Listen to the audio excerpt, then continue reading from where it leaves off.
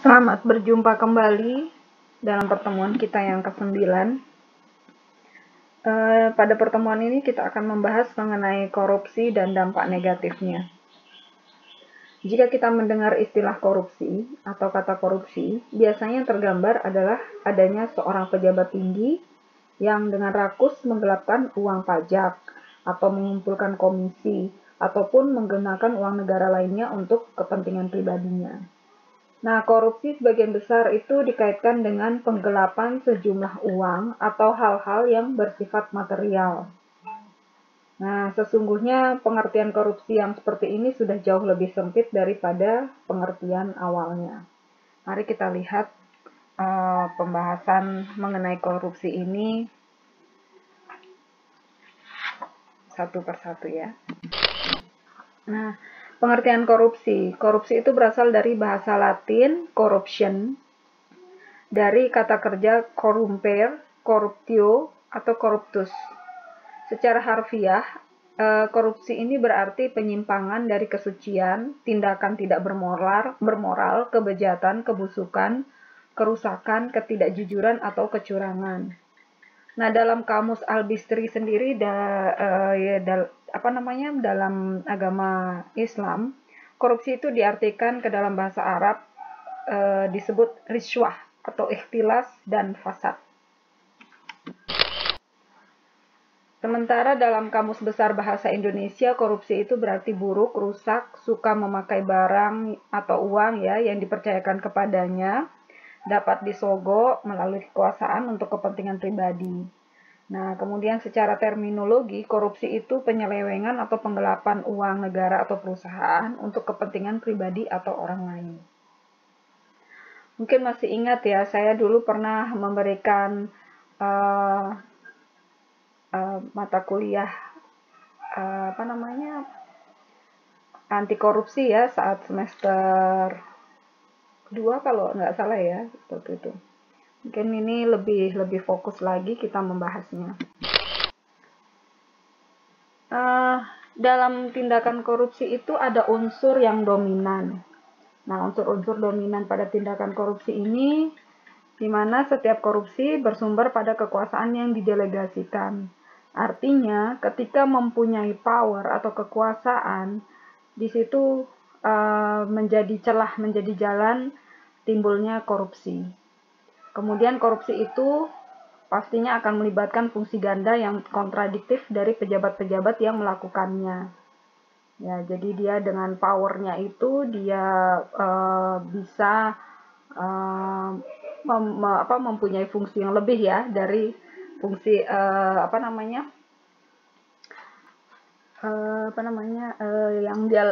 yang pejabat tersebut punyai ya, misalnya jabatannya gitu ya.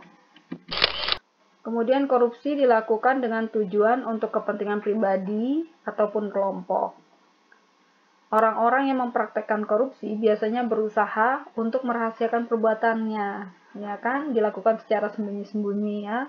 Kalau diketahui banyak orang tentu bukan korupsi namanya. Nah, korupsi itu dilakukan secara sadar dan disengaja oleh pelakunya.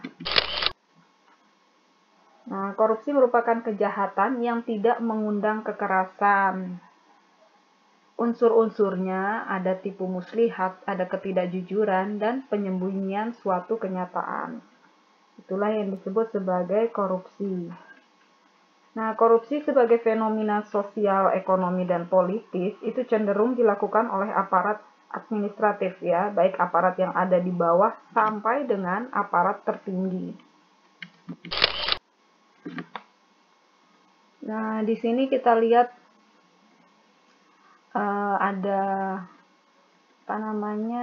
sebuah hasil dari penelitian ya dari Transparency International Global Corruption Barometer ya, barometer untuk transparansi korupsi ya. Kalau di Indonesia sendiri ada ICW ya, Indonesian Corruption Watch. Situ dilihat berdasarkan hasil penelitian, di situ korupsi dari wilayah atau lingkup media itu sebanyak 6%, kemudian hukum 9%, bisnis atau private sector itu 14%, kemudian parlemen atau legislatif ya itu 16%. Nah, kemudian publik atau civil servants ya itu 26%, dan ada political parties atau politik ya 29%, itu yang tertinggi. Apa sih korupsi itu? Nah, kita lihat ya definisinya. Pengertian korupsi itu sangat bervariasi, tapi secara umum berkaitan dengan perbuatan yang merugikan kepentingan publik atau masyarakat luas untuk kepentingan pribadi atau kelompok tertentu. Di sini ada ensiklopedia Americana bahwa korupsi politik itu menyangkut pengejaran ilegal atau penyalahgunaan jabatan publik. Korupsi pemilu termasuk pembelian suara dengan uang, janji jabatan atau bantuan khusus, paksaan, intimidasi, dan campur tangan dalam kebebasan memilih. Nah, biasanya ini seperti gambar yang tadi itu, ini di wilayah politik ya, jadi korupsi politik. Kemudian ada lagi dari Samuel Huntington, korupsi itu paling umum terjadi di negara-negara yang tidak memiliki partai politik yang efektif. Dalam masyarakat di mana kepentingan individu, keluarga, atau klan itu mendominasi. Dalam pemerintahan modern, semakin lemah dan kurang diterimanya partai politik, semakin kecil kemungkinan korupsi. Artinya, semakin besar ya, semakin kuat sebuah partai politik, berarti semakin besar kemungkinan untuk korupsi. Ciri-ciri korupsi apa saja? Ciri-ciri korupsi itu terdiri atas melibatkan lebih dari satu orang ya. Setiap perbuatan korupsi tidak mungkin dilakukan sendiri, pasti melibatkan lebih dari satu orang. Bahkan pada perkembangannya acap kali dilakukan secara bersama-sama untuk menyulitkan pengusutan. Kita sudah tidak asing lagi ya melihat ya kasusnya Joko Chandra aja yang terbaru itu melibatkan semua lini kalau saya lihat ya, jadi dia memang melakukan bersama-sama untuk menyulitkan pengusutan, untuk membiaskan tindak korupsi itu sendiri. Serba kerahasiaan ya, meski dilakukan bersama-sama, korupsi dilakukan dengan koridor kerahasiaan yang sangat ketat. Masing-masing pihak yang terlibat akan berusaha semaksimal mungkin menutupi apa yang telah dilakukan. Kemudian ciri-ciri yang lain adalah melibatkan elemen perizinan dan ada keuntungan timbal balik. Pastinya itu ya. Kemudian selalu berusaha menyembunyikan perbuatan masuk tertentu di balik kebenaran.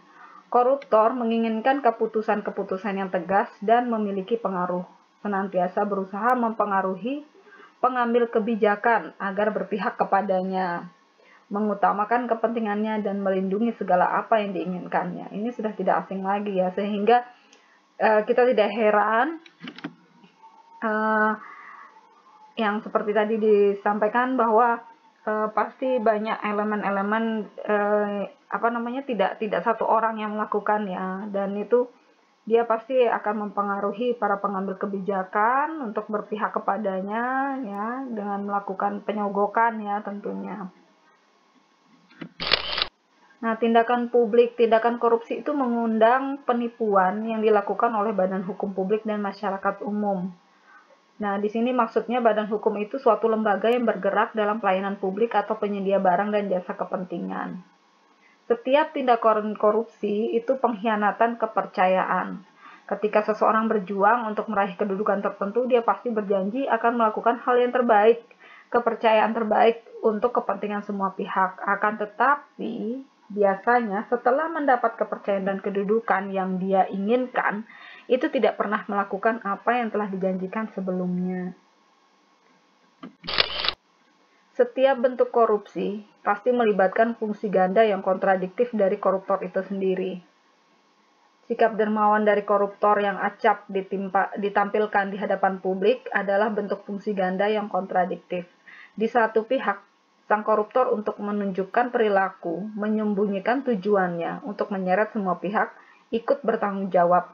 Di pihak lain, dia menggunakan perilaku tadi untuk meningkatkan posisi tawarannya. Itu yang disebut dengan fungsi ganda yang kontradiktif. Kemudian bagaimana upaya-upaya kita untuk menangkal korupsi? Di sini ada 3 cara untuk menangkal korupsi. Yang pertama cara struktural sistemik, yang kedua moralistik, yang ketiga abolistik. Nah, kalau cara struktural sistemik, itu di mana korupsi bersumber dari kelemahan yang terdapat pada sistem politik dan sistem administrasi negara dengan birokrasi sebagai perangkat pokoknya. Untuk itu, harus dilakukan upaya untuk mendayagunakan segenap suprastruktur politik ataupun infrastruktur dan pada saat yang bersamaan membenahi birokrasi sehingga celah untuk korupsi itu dapat ditutupi. Kemudian cara abolisionistik. Cara ini berangkat dari asumsi bahwa korupsi adalah suatu kejahatan yang harus diberantas dengan terlebih dahulu. Menggali sebab-sebabnya dan penanggulangannya diarahkan pada usaha menghilangkan sebab-sebab tersebut. Cara ini juga bisa dipakai ya untuk memberantas korupsi. Kemudian yang ketiga, cara moralistik. Cara moralistik ini sendiri sebenarnya merupakan faktor penting dalam persoalan korupsi.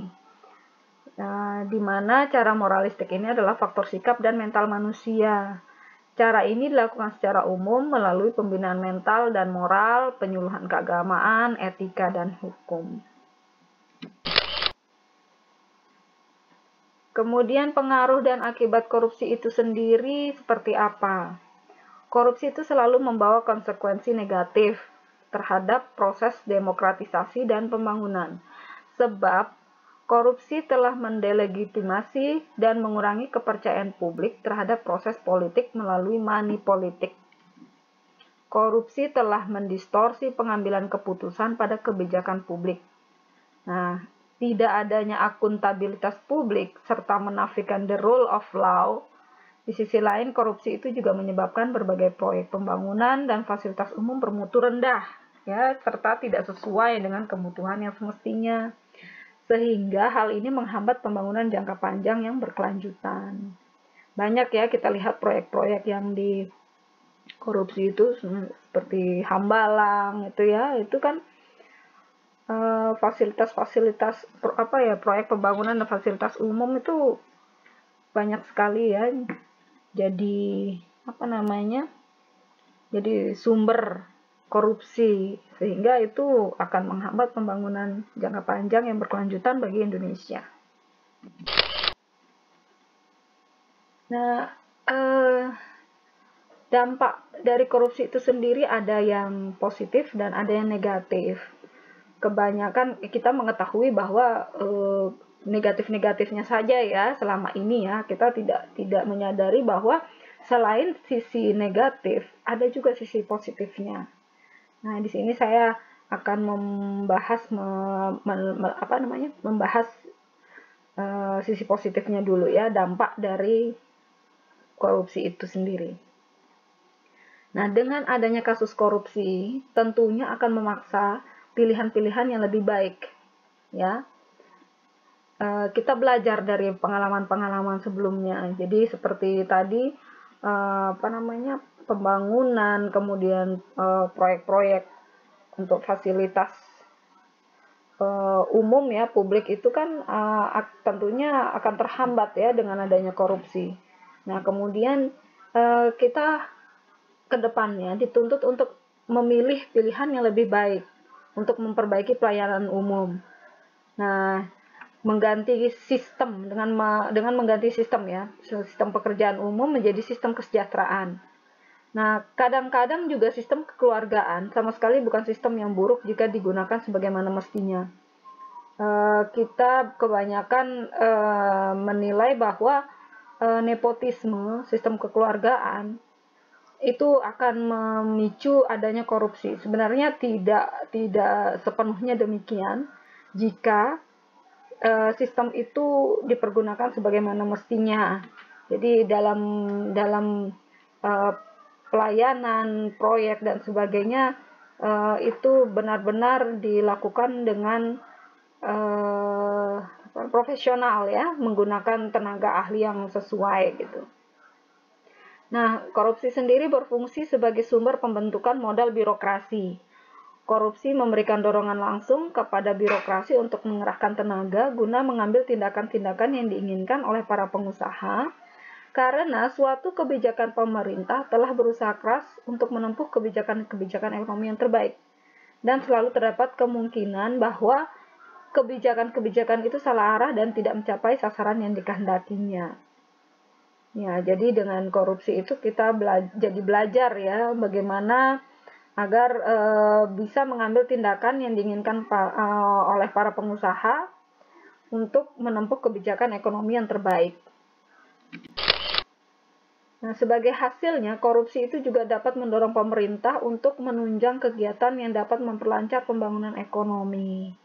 Nah, dengan kata lain, di sini bahwa korupsi itu dapat menjadi sarana bypass bagi kaum wira swasta ya, untuk menciptakan peluang-peluang baru dalam ekonomi masyarakat. Sehingga tidak melulu dari pihak pemerintah saja ya, jadi dari pihak swasta juga bisa punya peluang untuk pembangunan ekonomi. Kemudian korupsi itu mendorong perkembangan politik untuk memperkuat partai-partai politik yang ada. Nah, setiap partai-partai tentunya akan lebih memilih ya, lebih dalam memilih kader dan sebagainya itu lebih selektif ya. Nah, yang tentunya sehingga korupsi dari partai politik ini bisa dihindari ya, dari kekakuan hukum juga itu bisa dihindari. Nah, kalau berbicara negatifnya dari korupsi tentu saja banyak banyak sekali. Nah, ini kita bahas mengenai pengaruh atau dampak negatif dari korupsi. Nah, pejabat-pejabat yang korup itu diibaratkan sebagai sel-sel kanker yang membesar. Di mata masyarakat, mereka tampak sebagai tuan besar yang ditakuti, tetapi sesungguhnya merekalah yang menggerogoti sumber daya dan dana masyarakat. Pada akhirnya akan menghancurkan itu semua tanpa ampun. Korupsi sebagai sebuah kegiatan penyelewengan itu mengikuti pola kejahatan. Sindikat koruptor yang terlibat dalam berbagai kegiatan tidak berhubungan dan satu-satunya faktor umum adalah uang yang mereka hasilkan. Jadi itu benar-benar kejahatan yang terstruktur ya, kalau kita bisa bilang penjahat dibilangin tikus berdasi ya, atau penjahat berdasi ya, kalau untuk menggambarkan sosok seorang koruptor itu. Pelepasan atau pemberian merupakan efek yang cukup mencolok di dalam korupsi, selalu disertai dengan pemberian barang, bangunan, atau jasa yang timbul dari transaksi yang korup. Efek ini bisa merembet. Ya, jadi dari sebuah tindakan korupsi itu akan merembet kemana-mana. Ini contoh kecilnya saja dalam kasus tenggelamnya kapal Tampomas II pada bulan Januari 1981. Kenapa tenggelamnya kapal ini begitu viral ya dalam kurun waktu tahun 80-an sampai 90-an? Karena untuk pengadaan kapal ini sendiri itu sudah mulai dari hasil korupsi ya, korupsi yang dilakukan oleh direktur perusahaan perantara penjualan kapal tersebut. Nah, dari mulai adanya pembelian kapal ini kemudian berakhir dengan tenggelam ya, tenggelamnya kapal itu akan menimbulkan korban jiwa sehingga merugikan banyak pihak ya. Itu yang disebut dengan efeknya yang merembet ya, bias yang merembet. Jadi kerugian pada pihak pemerintah karena penipuan harga kapalnya, kemudian akibat yang menimpa keluarga dari orang-orang yang tenggelam yang berada dalam kapal tersebut. Nah, jadi memang mengerikan ya efek dari sebuah tindakan korupsi. Karena memang tidak diridhoi oleh Tuhan sehingga membias kemana-mana ya. Kemudian efek pengalihan potensi terjadi karena adanya korupsi. Besarnya biaya untuk proyek-proyek pembangunan menghilangkan alternatif yang sehat dan lebih baik. Kemudian ada efek transmutasi, yaitu munculnya bentuk-bentuk penghargaan terhadap pendapat-pendapat yang korup yang menguntungkan para koruptor. Filosofi yang dapat menerima orang-orang korup dan pada umumnya merupakan penerimaan terhadap korupsi dan segala sesuatu yang berasal darinya. Efek pamer, jadi banyak efek ya yang ditimbulkan oleh korupsi tadi. Itu tampak dalam gaya hidup orang yang korup dan kekayaan yang mereka pamerkan.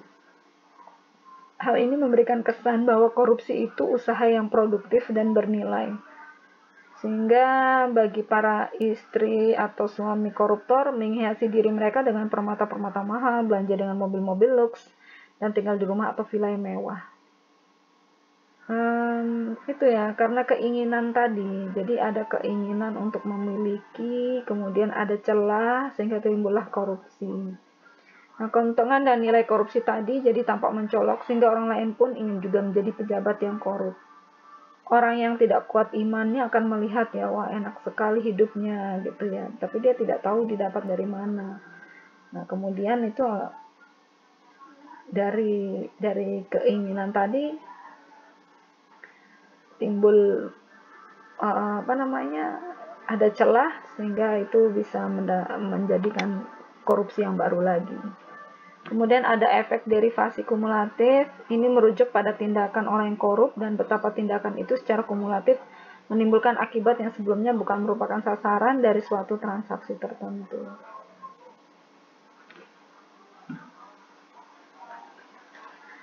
Kemudian ada efek psikosentris, merujuk kepada pelaku maupun korban korupsi atau tatanan sosial yang korup. Efek ini merupakan sentralisasi dari motivasi, usaha, dan respons-responnya sehubungan dengan tindakan-tindakan yang korup. Nah, rasa tidak aman akan muncul di mana-mana sehingga pejabat-pejabat yang korup harus menyewa wartawan yang mau memutarbalikkan berita untuk menyelamatkan nama baiknya. Ini sudah mulai masuk ke psikologis ya. Jadi akan ada upaya-upaya ya yang ditimbulkan dari perbuatannya itu sehingga berbagai usaha akan dia tempuh ya. Banyak ya kita lihat seperti itu. Juga ada kasus kalau sudah penyuapan ya terhadap hakim, jaksa, itu seperti ini ya. Jadi ini maksudnya seperti itu ya. Jadi sudah ada efek dari psikologis dari seorang koruptor.